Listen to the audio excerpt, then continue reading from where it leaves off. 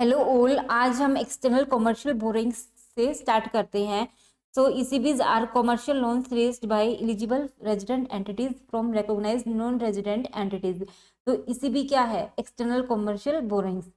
तो जैसे कि एक्सटर्नल कॉमर्शियल बोरोइंग्स के नाम से पता चल रहा है कि एक्सटर्नल मतलब बाहर से, और कॉमर्शियल क्या है? बिजनेस पर्पज से। बोरोइंग्स लोन लेना, यानी कि अगर हम बाहर से बिजनेस पर्पज से लोन ले रहे हैं तो उसको क्या बोलते हैं? External commercial borrowings. तो ECBs are commercial loans raised by eligible resident entities, यानी कि जो रेजिडेंट एंटिटीज है ना, वो कॉमर्शियल लोन्स लेती हैं from recognised non resident entity से। ठीक है। सो हम आगे, हमें ऑल इन कॉस्ट की डेफिनेशन दी गई है। ऑल इन कॉस्ट से क्या मतलब है? टोटल खर्चा। इसमें क्या ऐड नहीं होगा? This will not include commitment fees, prepayment fees, charges, withholding tax payable in INR. So हमें दो रूट्स दिए गए हैं ईसीबी के, approval route and automatic route. जैसे कि अप्रूवल रूट, इसके नाम से ही पता चल रहा है कि इसमें अप्रूवल लेनी होगी। किसकी अप्रूवल लेनी होगी? आरबीआई की अप्रूवल लेनी होगी लोन लेने से पहले। और ऑटोमेटिक रूट में आरबीआई अप्रूवल की रिक्वायरमेंट नहीं रहेगी। सो हमें आगे ईसीबी फ्रेमवर्क के बारे में दिया गया है कि इसे भी हम कैसे रेज कर सकते हैं, यानी कि जो हम बाहर से जो बिजनेस पर्पज से लोन ले रहे हैं ना, उसको हम फॉरेन करेंसी में भी ले सकते हैं और इंडियन करेंसी, इंडियन रुपीज में भी ले सकते हैं। ठीक है। आईएनआर डिनोमिनेटेड ईसीबी बोलते हैं जिसको कि। ठीक है। और इसमें फॉर्म्स ऑफ ईसीबी क्या होगा? तो इसमें फॉर्म्स क्या रहेगा? Loans including bank loans, floating fixed rate notes, bonds, debentures, trade credits beyond 3 years, FCCBs, FCEBs and financial lease. ठीक है। और इसमें क्या इंक्लूडेड नहीं रहेगा? कंपल्सरी कन्वर्टिबल इंस्ट्रूमेंट्स इसमें कन्वर्टिबल नहीं इंक्लूडेड नहीं रहेंगे। ठीक है। एफसीसीबीज और एफसीईबीज के लिए नीचे डिफाइन किया गया है। एफसीसीबीज से है foreign currency convertible bonds and FCEBs क्या है? Foreign currency exchangeable bonds. ठीक है। और अगर हम रुपी टर्म्स में लोन ले रहे हैं ना, तो उसमें फॉर्म्स क्या रहेंगे? Loan including bank loans, floating fixed rate notes, bonds, debentures. इसमें टू जो ऐड किए गए extra, preference shares and plane vanilla रूपी डिनोमिनेटेड बॉन्ड्स इशूड ओवरसीज को भी ऐड किया गया है। और टू इसमें जो है ऐड नहीं किए गए हैं, एफसीसीबीज एंड एफसीईबीज को इसमें इंक्लूड नहीं किया गया है। यहाँ पे इंक्लूड किया गया था और यहाँ पे दो ऐड किए गए हैं और दो लेस किए गए हैं। ठीक है। सो एलिजिबल बोरोअर्स कौन होते हैं? यानी कि जो बोरो करते हैं, तो उसमें कौन कौन एंटिटीज आती हैं? All entities eligible to receive FDI. जो ऑल एंटिटीज जो एफडीआई रिसीव करने के लिए एलिजिबल है ना, वो तो लोन ले ही सकती हैं। और साथ में कौन सी एंटिटी ले सकती हैं? Port trust, units in SEZ, SIDBI and EXIM bank of India. तो इसके लिए हमने मेमोरी टेक्निक बनाई है। ईपीएस 2, ई से है एक्जिम बैंक ऑफ इंडिया, और बी से पोर्ट ट्रस्ट, और एस से सिडबी एंड सेकंड एस से यूनिट्स इन एसईजेड। और एलिजिबल बोरोर्स कौन है? अगर हम रूपी टर्म में लोन ले रहे हैं ना आउटसाइड इंडिया से, तो उसमें एलिजिबल बोरोर्स क्या है? ये एंटिटीज तो ले ही ले सकती हैं जो यहाँ पे मेंशन की गई है। साथ में कौन सी एंटिटी ले सकती हैं? Registered entities engage in micro finance activities, not for profit companies, registered societies, trust, cooperatives and non government organisation क्या है? ये भी लोन ले सकती हैं रूपी टर्म्स में आउटसाइड इंडिया से बिजनेस पर्पज के लिए। ठीक है। आगे दिया है रिकॉग्नाइज लैंडर्स के बारे में बताया गया है कि रिकॉग्नाइज लैंडर कौन है जो हमें लोन देंगे। आउटसाइड इंडिया में जो लैंडर्स हैं वो क्या होना चाहिए? रेजिडेंट ऑफ एफएटीएफ और आईएसओ कंप्लायंट कंट्री का रेजिडेंट होना चाहिए। ठीक है। और ये जो लिस्ट दी गई है, ये इसमें ये लैंडर्स की लिस्ट दी गई है हमें। ठीक है। सो हम आगे पढ़ते हैं मिनिमम एवरेज मेच्योरिटी पीरियड के बारे में पढ़ते हैं। मिनिमम एवरेज मेच्योरिटी क्या होता है? Minimum average maturity period will be 3 years। Minimum जो पीरियड रहेगा ना मेच्योरिटी का, वो 3 years का रहेगा। परंतु कुछ अलग से कैटेगरीज दी गई हैं जिसमें डिफरेंट मेच्योरिटी पीरियड रहेगा। ये हमें नीचे टेबल दी गई है, इसको हम एक बार रीड आउट कर लेते हैं कि ECB raised by manufacturing companies up to $50 million और its equivalent per financial year. उसके minimum average maturity period 1 year का रहेगा।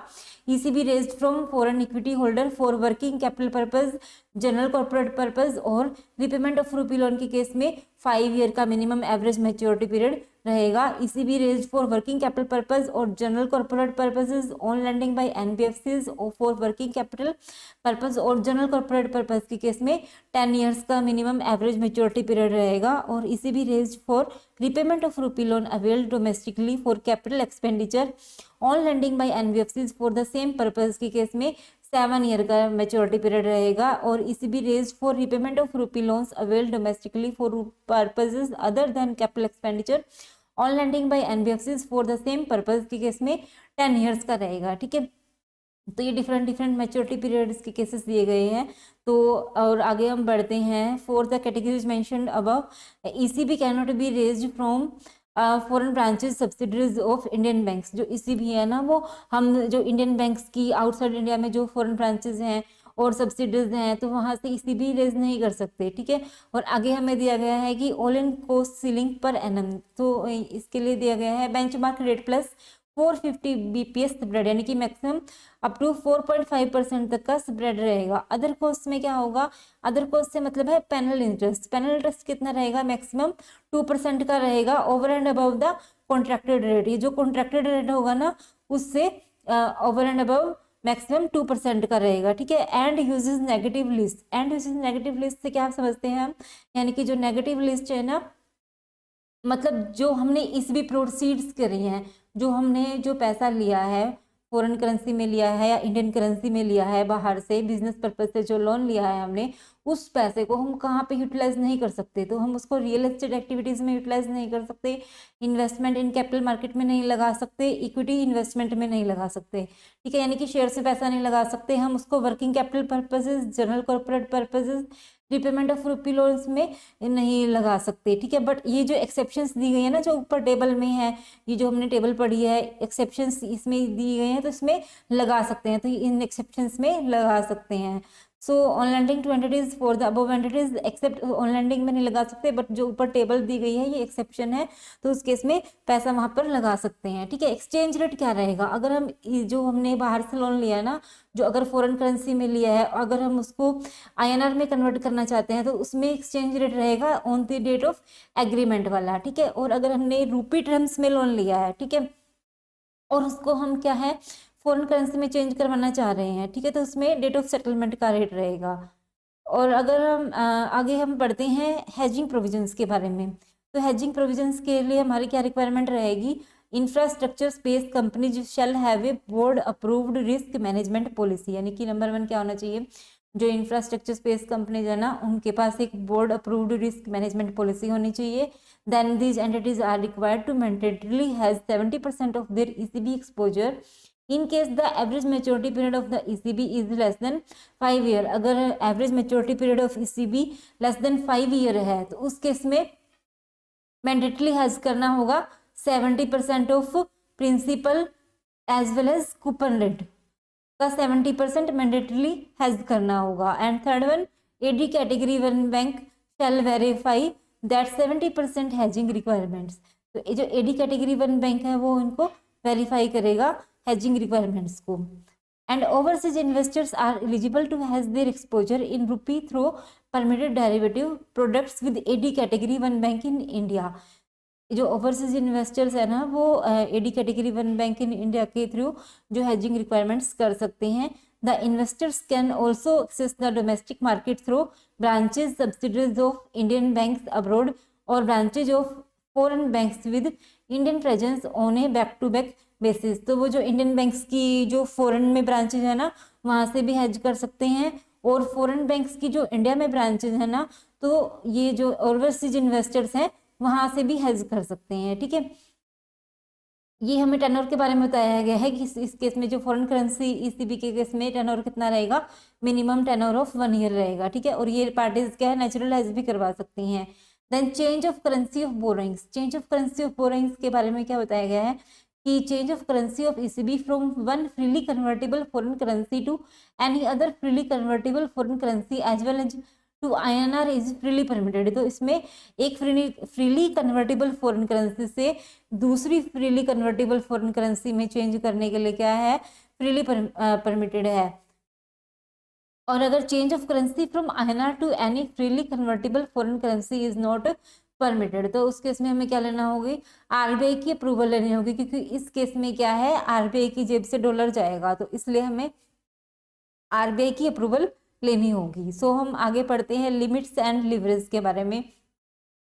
तो लिमिट्स एंड लिवरेज के बारे में हमने एक टेबल बना रखी है, वहां से पढ़ते हैं, इजी वे में है ये यानी कि लिमिट्स क्या दे रखी हैं, जो available routes for raising ECB क्या है, one is automatic route, no RBI approval required, and approval route जैसे कि नाम से ही पता चलता है कि अप्रूवल लेनी होगी आरबीआई की, ठीक है। एंड इसके लिए लिमिट्स दी गई हैं, अगर हम अप टू 750 USD मिलियन बोरो कर रहे हैं ना आउटसाइड इंडिया से, तो उसमें ऑटोमेटिक रूट लगेगा, हमें आरबीआई की अप्रूवल नहीं लेनी होगी। और अगर हम मोर देन 750 US डॉलर का लोन ले रहे हैं ना आउटसाइड इंडिया से, तो क्या होगा, अप्रूवल रूट्स के थ्रू जाना होगा और हमें आरबीआई की अप्रूवल लेनी होगी, ठीक है। और अगर हम if investment is more then 5 million US dollar, अगर जो इन्वेस्टमेंट है ना more than 5 million US dollar है फ्रॉम फॉरेन इक्विटी होल्डर्स, ठीक है, तो उस केस में हमें डेट इक्विटी रेशियो मेंटेन करना पड़ेगा 7:1, ठीक है। डेट इक्विटी रेशियो का क्या मतलब है, अगर हमारे पास एक इक्विटी है ना, तो उस केस में हम कितना लोन ले सकते हैं, 7 ले सकते हैं, ठीक है। तो ये हमें इजी वे में बनाया गया है, और वहीं पे हमें ये मैं अब दोबारा स्टडी मेट से पढ़ते हैं इसको हम एक बार, ठीक है, जस्ट वेट। तो ये जो लिमिट एंड लिवरेज दिया गया है, तो ये उस टेबल से हमें यही मेंशन किया हुआ है, ठीक है। आगे हम पढ़ते हैं issuance of guarantee extra by Indian banks and foreign and financial institutions, ठीक है। तो इशुएंस ऑफ गारंटी क्या है, relating to ECB is not permitted, यानी कि जो ऑल इंडिया फाइनेंशियल इंस्टीट्यूशन है इसके रिगार्डिंग गारंटी नहीं दे सकते, ठीक है। आगे हम पार्किंग ऑफ ईसीबी प्रोसीड्स के बारे में पढ़ते हैं। पार्किंग ऑफ ईसीबी प्रोसीड्स का क्या मतलब है, यानी कि जो हमने ईसीबी रेज करी है ना, जो लोन लिया है आउटसाइड इंडिया से, अगर हमने बहुत सारा पैसा ले लिया एक बार में, तो हम उसको यूज़ नहीं कर सकते, कहीं ना कहीं हमें वो पैसा क्या है पार्क करना पड़ेगा, तो हम उसको किस वे में पार्क कर सकते हैं, ठीक है। तो ये हम इन फंड्स को कैसे यूटिलाइज कर सकते हैं, कहाँ इन्वेस्ट कर सकते हैं, these funds can be invested in the following liquid assets, ये जो लिक्विड एसेट्स दी गई है ना, इनमें तब तक हम इस पैसे को पार्क कर सकते हैं अगर हमने फॉरेन करेंसी में लोन लिया है, ठीक है।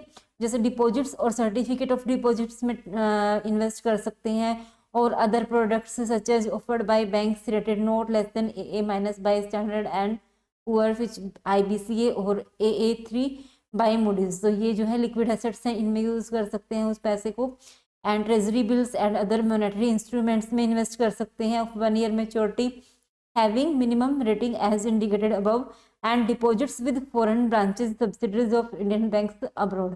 तो इस जो हमने इस भी प्रोसीड्स किया उसको हम कहाँ पार्क कर सकते हैं, इन लिक्विड एसेट्स में पार्क कर सकते हैं। और अगर हमने parking of ECB proceeds domestically, ठीक है, अगर हम मोदी भगते हैं, ठीक है, तो उस केस में कैसे हम उसको पार्क कर सकते हैं, ECB proceeds meant for rupee expenditure should be repatriated immediately for credit to their rupee accounts, ठीक है। अगर हमने रूपी टर्म्स में लोन लिया है ना आउटसाइड इंडिया में, तो हम जो इंडिया में हमने जो रूपी अकाउंट बनाया है ना विद एडी कैटेगरी 1 बैंक के पास, तो वहाँ पे हम रिपैट्रिएट कर सकते हैं पैसे को। और ECB borrowers are allowed to park ECB proceeds in terms deposits with AD category 1 banks in India for a maximum period of 12 months, ठीक है। तो वो मैक्सिमम 12 मंथ्स के लिए विद एडी कैटेगरी 1 बैंक के पास डिपॉजिट करवा सकते हैं। And the term deposit should be kept in unencumbered position, तो वो अनकम्बर्ड पोजीशन में होनी चाहिए, ठीक है। देन ये हमें दिया गया है रिपोर्टिंग रिक्वायरमेंट्स दी गई हैं कि इसके लिए क्या क्या रिक्वायरमेंट्स हैं।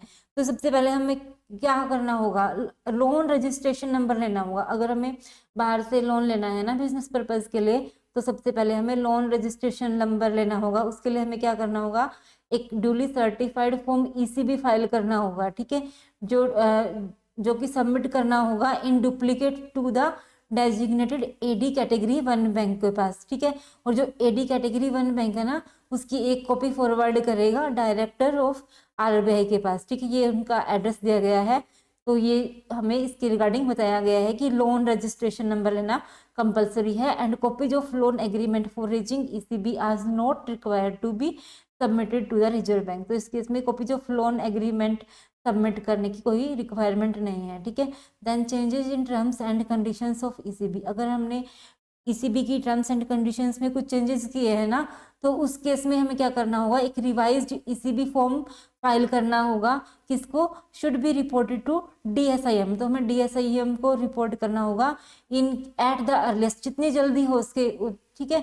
And not later than 7 days, तो 7 डेज से ज़्यादा का टाइम नहीं होना, मतलब विद इन 7 डेज के अंदर अंदर करना होगा, ठीक है, फ्रॉम दी चेंजेस, ठीक है। Then monthly reporting of ECB transactions, जो ईसीबी हमने रेज किया ना, जो लोन लिया है बाहर से, तो उस केस में क्या है, मंथली रिटर्न्स जाएंगी in the form ECB two return जो है वो जाएगी through AD category one bank on monthly basis so as to reach DSIM within 7 working days. ठीक है, तो वो एडी कैटेगरी वन बैंक के थ्रू डीएसआईएम को रीच करेगी within 7 working days from the close of month to which it relates. ठीक है, आगे हम पढ़ते हैं लेट सबमिशन फीस के बारे में, कि अगर डिले इन रिपोर्टिंग होती है ना, तो उस केस में लेट सबमिशन फीस क्या रहेगी। जो ईसीबी फॉर्म है, जैसे हमने मान लो लोन रजिस्ट्रेशन नंबर लेने में डिले किया है, या मंथली रिटर्न्स जो ईसीबी 2 में जाती हैं उसमें डिले किया है, तो उसमें क्या फीस रहेगी।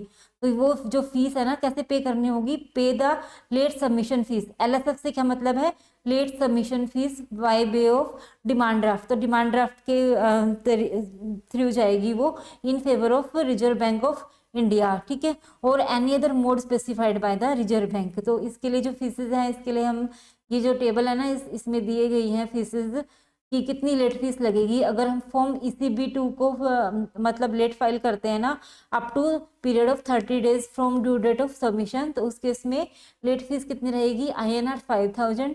और in case of form ECB 2, form ECB if period of delay is up to 3 years from due date of submission, then late submission fee कितनी रहेगी, INR 50,000 पर ईयर। और अगर फॉर्म ईसीबी 2 या ईसीबी को हम delay करते हैं ना, when period of delay is more than 3 years from the date of submission है, तो उस केस में लेट फीस कितनी लगेगी, INR 1 लाख पर ईयर। सो हमने यहाँ पे इजिली अंडरस्टैंड किया है, यहाँ से आप इसको रेफर कर सकते हैं।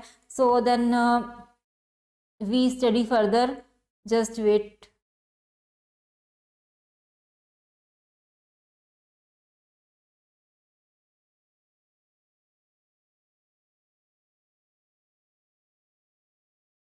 तो ये हमने इसके बारे में पढ़ा, हेजिंग रिक्वायरमेंट्स, और ये जो हमने पढ़ा late submission fee for delay in reporting के बारे में पढ़ा हमने। ठीक है, देन हम पढ़ते हैं standard operating procedure for untraceable entities के बारे में। तो अनट्रेसेबल एंटिटीज क्या होती हैं, जैसे कि इसके नाम से पता चल रहा है ना कि अनट्रेसेबल एंटिटीज जो है ट्रेसेबल नहीं है। ठीक है, और इनके लिए स्टैंडर्ड ऑपरेटिंग प्रोसीजर क्या रहेगा। तो अनट्रेसेबल एंटिटीज के लिए क्या क्राइटेरिया है, इसके लिए मेंशन किया गया है कि जो untraceable entities who are found to be in contravention of reporting provisions for ECB by failing to submit prescribed returns under the ECB framework either physically और इलेक्ट्रॉनिकली फॉर पास्ट 8 क्वार्टर्स और more. जो entities है ना, वो अगर for past 8 quarters और मोर के लिए उन्होंने जो है सबमिट क्या नहीं किया है, fail to submit prescribed return, prescribed returns जो है सबमिट नहीं की रही हैं मोर देन 8 क्वार्टर्स या 8 क्वार्टर्स के लिए। ठीक है, एंड डेफिनेशन में क्या दिया गया है, any borrower who has raised ECB will be treated as untraceable entity if entity auditor, director, promoter of entity are not reachable, responsive, reply नहीं कर रही है, रीचेबल नहीं है जो एंटिटी, देन कितना इन नेगेटिव, ओवर ईमेल्स का रिप्लाई नहीं कर रही है, लेटर्स का रिस्पॉन्स नहीं दे रही है, फोन कॉल्स नहीं उठा रही है, कितने टाइम्स के लिए, for a period of not less than 2 quarters. ठीक है, जो नॉट लेस देन 2 क्वार्टर्स से रीचेबल नहीं है, और with documented communication reminders numbering 6 और मोर, और उनको 6 या उससे ज़्यादा रिमाइंडर्स डाल चुके हैं बट हमें कोई रिस्पॉन्स नहीं मिल रहा है, तो वो एंटिटीज किस में आएंगी, अनट्रेसेबल एंटिटीज में आएंगी। प्लस कौन से एंटिटीज आएंगी, और वो एंटिटी क्या नहीं है, entity not found to be operative at the registered office address. जो एंटिटी जो है ना अपने रजिस्टर्ड ऑफिस एड्रेस पे ऑपरेटिव नहीं है। ठीक है, एंड एंटिटी क्या है, entities have not submitted statutory auditor certificate for last 2 years और मोर, जिन्होंने 2 years और मोर के लिए स्टैट्यूटरी ऑडिटर सर्टिफिकेट सबमिट नहीं किया है। तो ये जो सारी कंडीशंस जो है अनट्रेसेबल एंटिटीज की लिए एप्लीकेबल है, जो अनट्रेसेबल एंटिटीज कंसिडर करी जाएंगी। ठीक है, सो देन हम एक्शन पढ़ते हैं कि एक्शन क्या रहेगा। तो इसमें क्या बोला जाएगा उनको, कि जो बोला जाएगा कि फाइल रिवाइज फॉर्म ईसीबी, उनको अनट्रेसेबल एंटिटीज को बोला जाएगा कि आप रिवाइज फॉर्म ईसीबी फाइल करो, and last form ECB two returns file करो। जो इतनी ECB टू रिटर्न्स फाइल नहीं कर रही है ना, तो वो सारी ECB टू रिटर्न्स फाइल करने के लिए बोला जाएगा। Without certification from company with untraceable entity का उनको मार्क बोला जाएगा return in bold on top. तो अनट्रेसेबल एंटिटी के ऑन टॉप लिखा जाएगा। The outstanding amount will be treated as return of from external debt liability of the country but may be returned by the lender in its books for recovery through judicial and non judicial means जो lender है उसको return कर सकते हैं but उस amount को through judicial and non judicial means से। And इनको कोई फ्रेश ECB एप्लीकेशन देना अलाउड नहीं होगा। No fresh ECB application by the entity should be examined processed by the AD bank and directorate of enforcement should be informed. जो directorate of enforcement को भी inform किया जाएगा, ठीक है। एंड नो इनवर्ड रेमिटेंस और debt servicing will be permitted under auto route. इनको auto root में जो है इनवर्ड रेमिटेंस और डेट सर्विसिंग अलाउड नहीं होंगी, ठीक है। सो हम आगे बढ़ते हैं। Powers delegated to AD category 1 bank to deal with ECB cases. तो जो पावर है वो AD कैटेगरी 1 बैंक को दी गई है। So then change of the AD category 1 bank, change करने के लिए क्या रिक्वायरमेंट है? अगर हम एक AD कैटेगरी 1 बैंक को चेंज करना है तो उसमें हमें जो NOC लेनी होगी from the existing AD category 1 bank से। देन कैंसिलेशन ऑफ LRN, जैसे हमने कैंसिलेशन ऑफ LRN करना है ना, जब हमने LRN लिया था, देखो ऊपर हमने पढ़ा था लोन रजिस्ट्रेशन नंबर के बारे में, तो हमने फॉर्म ECB फाइल किया था ना। इसी तरह अगर हमने कैंसिलेशन करवाना है तो उस केस में भी हमें फॉर्म ECB फाइल करना होगा, ठीक है। The designated AD category 1 bank may directly approach DSAM for cancellation of LRN for ECB contracted subject to ensuring that no drawdown against the said LRN has taken place। इसमें ये होगा कि उसने कोई ड्रॉ डाउन नहीं किया है, यानी कि उसने बाहर से कोई लोन नहीं लिया है, तो उस केस में वो अपना LRN नंबर कैंसिल करवा सकते हैं। And monthly ECB two returns till date in respect of the allotted LRN have been submitted. And ECB two returns जो है उसने सारे ECB टू रिटर्न्स फाइल कर दी हैं। और सेकंड क्या है, उसने कोई भी ड्रॉ डाउन नहीं किया है, यानी कि कोई भी बाहर से लोन नहीं लिया है, तो उस केस में फॉर्म ECB फाइल करना होगा टू DSIM। सो वो लोन रजिस्ट्रेशन नंबर क्या है वो कैंसिल हो जाएगा। रीफाइनेंसिंग ऑफ एग्जिस्टिंग ECB, क्या हम एक जो एग्जिस्टिंग ECB लिया है, यानी कि जो हमने बाहर से पैसा लोन लिया है, तो क्या हम उसको रिफाइनेंस कर सकते हैं? एक फ्रेश ECB रेज करके हम उस जो एग्जिस्टिंग ECB जो हमने रेज करी थी ना उसको रिपे कर सकते हैं, ठीक है।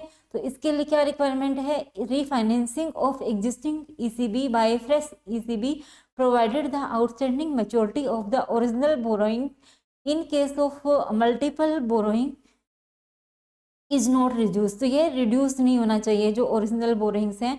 And all in cost of fresh ECB, यानी कि जो ऑल इन कॉस्ट है ना फ्रेश ECB की is lower than all in cost of earlier ECB। जो एग्जिस्टिंग ECB की ऑल इन कॉस्ट से कम होनी चाहिए फ्रेश ECB की जो ऑल इन कॉस्ट है, ठीक है। सो हम आगे पढ़ते हैं। Conversion of ECB into equity.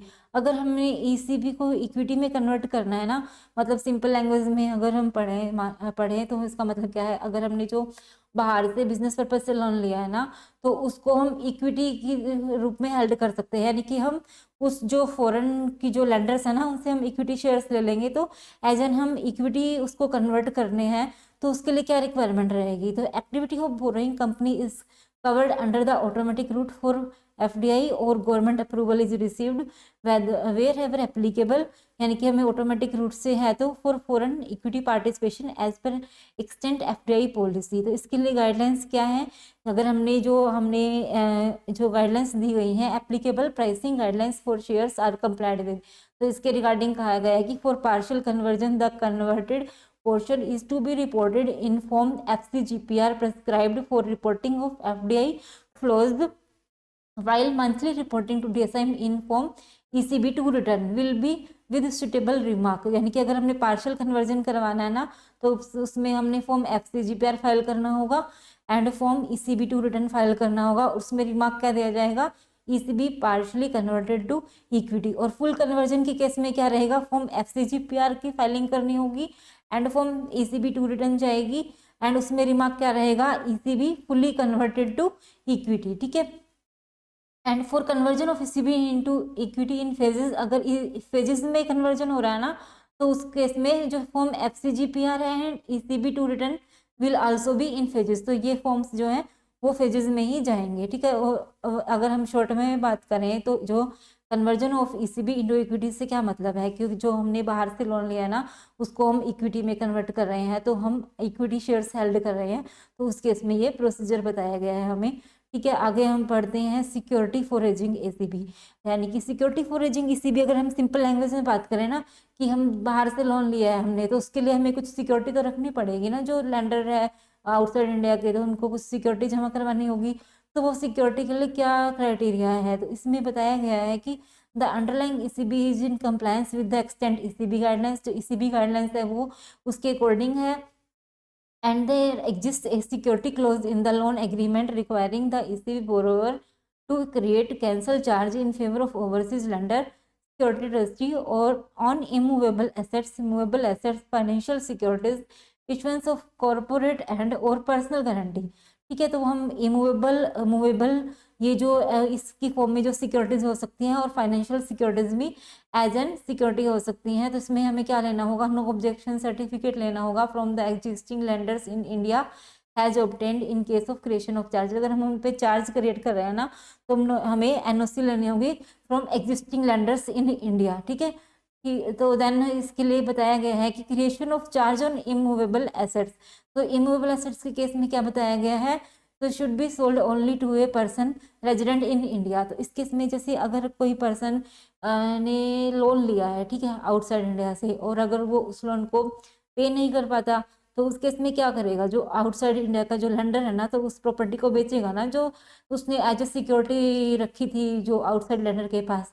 तो उस केस में क्या क्राइटेरिया रहेगा, अगर वो इमूवेबल एसेट की फॉर्म में है ना तो उसको बेचनी होगी वो प्रॉपर्टी, तो वो किसको बेच सकता है, only to a person resident in India. और ये पेपर में एक क्वेश्चन भी आया हुआ है, तो कि जो प्रॉपर्टी है वो only person resident in India को ही बेच सकता है, and the sale proceed shall be repatriated to liquidate the outstanding ECB. जो सेल प्रोसीड्स होंगे ना उससे वो ईसीबी को लिक्विडेट किया जाएगा, ठीक है।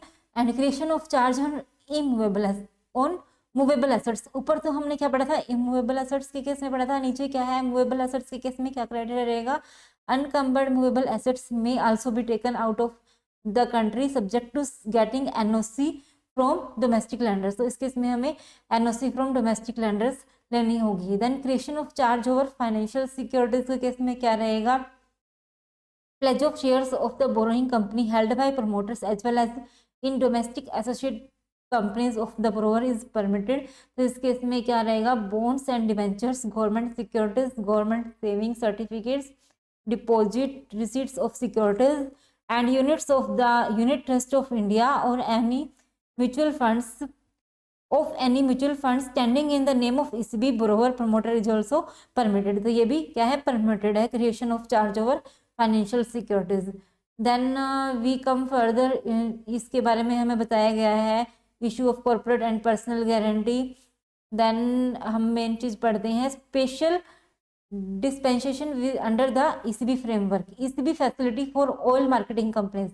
ऑयल मार्केटिंग कंपनीज को हम प्यार से क्या बोलते हैं, ओएमसीज भी बोल सकते हैं, कि can raise ECB for working capital purpose with minimum average maturity period कितना रहेगा, इसमें 3 इयर्स का रहेगा, और वो क्या कर सकती हैं, from all recognised lender under the automatic route. तो वो ऑटोमेटिक रूट में पैसा ले सकते हैं विदाउट मैंडेटरी हैजिंग। इनके लिए क्या है, हैजिंग करना मैंडेटरी नहीं रहेगा। और इनके लिए ओवरऑल सीलिंग लिमिट कितनी रहेगी, $10 बिलियन और इक्विवेलेंट, ठीक है। तो इसमें $10 बिलियन और इक्विवेलेंट की ओवरऑल सीलिंग लिमिट दी गई है, ठीक है। So then ECB facility for startups, ECB facility for startups के केस में क्या है, एलिजिबिलिटी क्राइटेरिया क्या दिया गया है, an entity recognised as a startup by central government, यानी कि जो एंटिटी है ना वो सेंट्रल गवर्नमेंट के द्वारा रिकॉग्नाइज की गई है as a startup on date of raising ECB, जिस दिन वो ईसीबी रेज कर रहे हैं, ठीक है। इसमें मेच्योरिटी पीरियड कितना रहेगा, मिनिमम 3 इयर्स का रहेगा। एंड रिकॉग्नाइज्ड लेंडर कौन होंगे, shall be resident of FATF compliant country, ठीक है। देन फॉर्म क्या रहेगा, shall be in the form of loans or non convertible, optionally convertible और partially convertible preference shares। तो देन इसके बारे में अमाउंट कितना प्रिस्क्राइब किया गया है, shall be limited to $3 million और इक्विवेलेंट, ठीक है। इतना इसमें बोरोइंग्स पर startup will be limited to $3 million और equivalent per financial year either in INR और एनी कन्वर्टेबल फॉरेन करेंसी और ए कॉम्बिनेशन ऑफ बोथ। ठीक है, तो ऑल इन कॉस्ट क्या रहेगा, all in cost as mutually agreed between the borrower and the lender, and use क्या होगा, in connection with the business of the borrower, तो only business purpose के लिए यूज कर सकते हैं।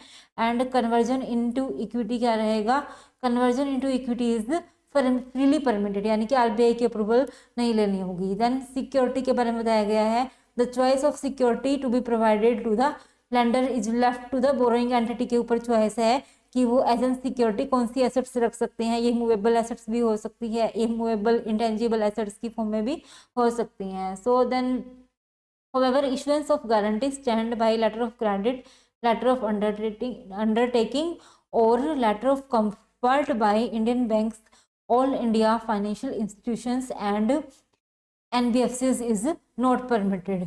ठीक है, तो इस केस में जो है all India financial institutions and NBFCs और इंडियन बैंक्स जो है ना वो इसके लिए परमिट नहीं करते। ठीक है, इसके लिए issuance of guarantee regarding letter of credit जिसको हम LOC बोलते हैं, या लेटर ऑफ अंडरटेकिंग जिसको हम LOU बोलते हैं। ठीक है, तो हम इसमें आगे पढ़ते हैं कन्वर्जन रेट। कन्वर्जन रेट क्या रहेगा, डेट ऑफ एग्रीमेंट वाला रहेगा। ठीक है, तो देन